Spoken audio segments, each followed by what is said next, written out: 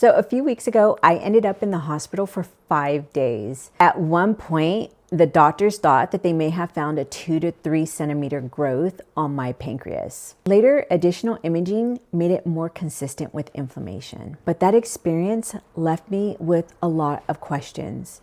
Questions about Retatrutide, questions about my digestion, questions about my pancreas, and questions about what happens when a 52-year-old woman without a gallbladder starts taking a powerful GLP peptide. Today, I want to share exactly what happened, what I tracked, what my labs showed, and some of the questions I'm still trying to answer. Because I do spend a lot of my time trying to understand my body on a deeper level, like I'm always researching things in regards to health, metabolism, hormones, peptides, mitochondria, longevity. I mean, I'm fascinated with it all. The big reason why is because I never fully accepted that so many of the things we normalize are actually normal. Being exhausted all the time, not normal. Constant headaches, not normal.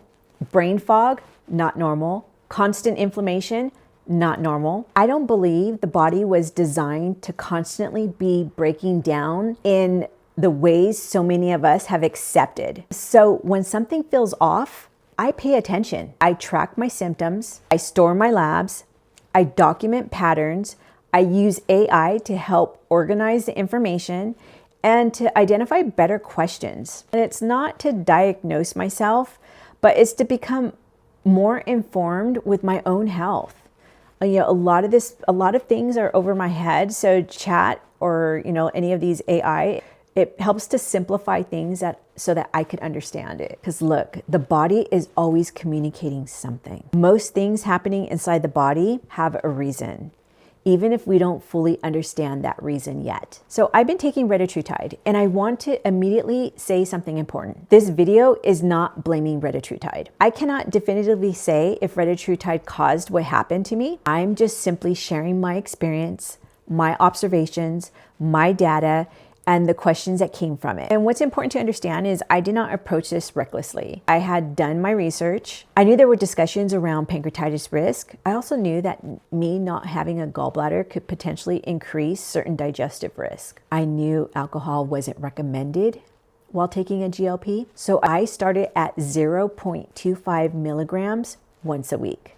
So every Friday, I would inject 0.25 milligrams, and then I slowly titrated up every 4 weeks, 0.25. So the first 4 weeks was 0.25, then it went up to 0.5 and then 0.75. So I slowly and methodically went up, and I tracked everything along the way. And honestly, I tolerated it very well for a long time. It wasn't until I reached 3 milligrams that I started noticing things that got my attention. And the biggest one was acid reflux. And that immediately stood out because I normally do not get acid reflux. At the same time, I was dealing with some extreme exhaustion. I would come home from work, eat dinner, and completely crash. Sometimes I was asleep anywhere between 6:30 and 7:30, and this is with a full stomach. This was after I'd eat, I'd pretty much knock out. And that's just not normal for me. So naturally, I started asking questions. Was the acid reflux connected to the peptide? Was slow digestion causing food to sit longer? Was falling asleep to a full stomach contributing? Were my hormones involved?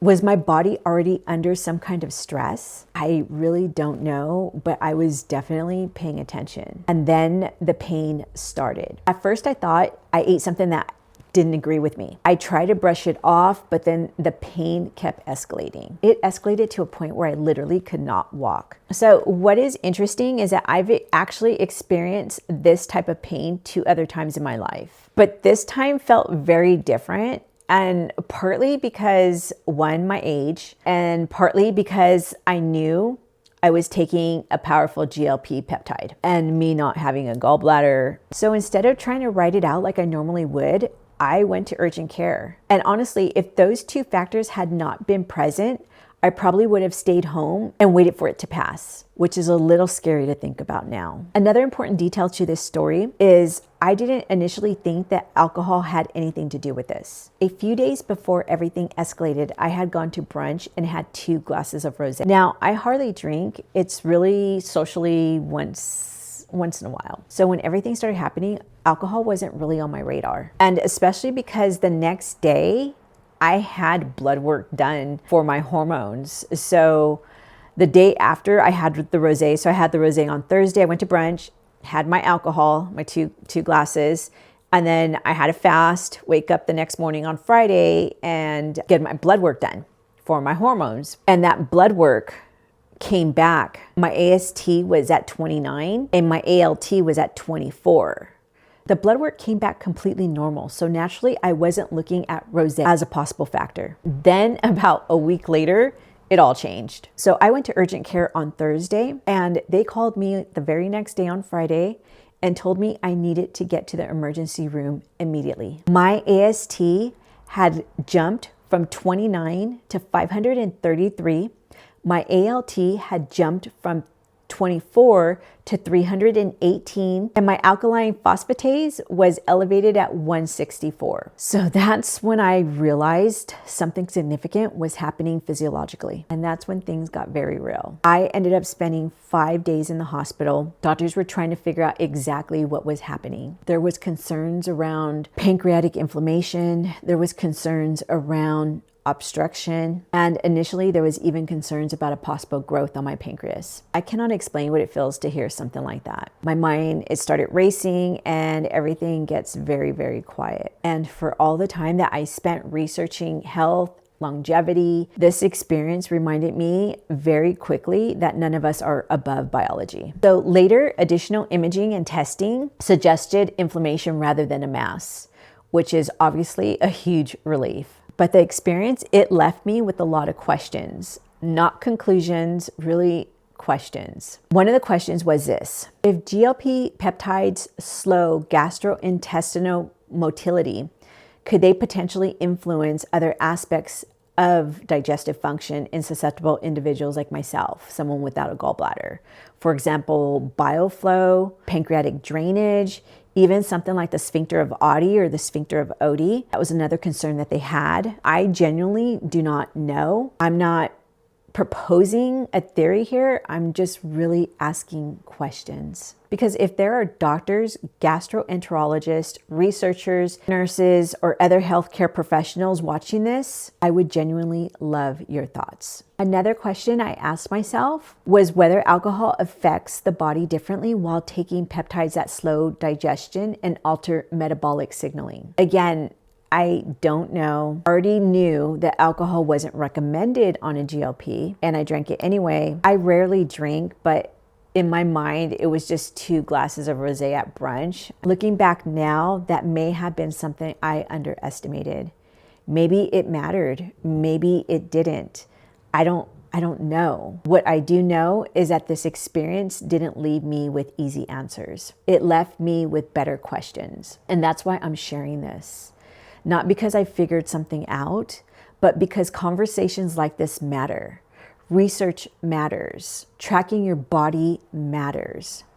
Learning matters. But so does working with people who understand these systems at a level I simply don't. Because there's a difference between researching online and truly understanding how the pancreas, the liver, hormones, gut motility, inflammation, bile flow, metabolic signaling, how they all interact inside an individual human body. And no 2 bodies are exactly alike. Everyone has different genetics, different hormones, different medical histories, different lifestyles, different stress levels, different things happening inside their body at the same time. And I think that matters more than we realize. This experience made me respect my body more. It reminded me that my body's not something to override. It's something to partner with. And maybe the next level of health isn't just more information, more protocols, more optimization, more ways to push the body harder. Maybe the next level is humility, listening, tracking, asking better questions, and knowing when to get help. Because I think the future of health is collaborative. patients paying attention, doctors listening, researchers staying curious, and above all, and all of us being humble enough to admit how much more we have left to learn. That's why I'm sharing this.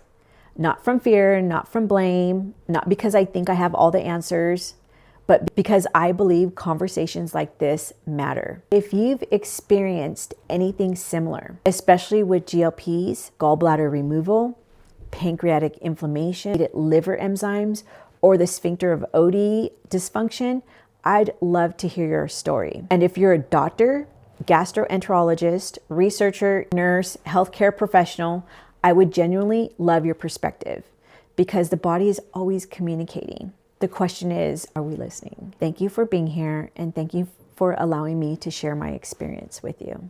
If you like what you hear, give me a thumbs up, and please share your thoughts.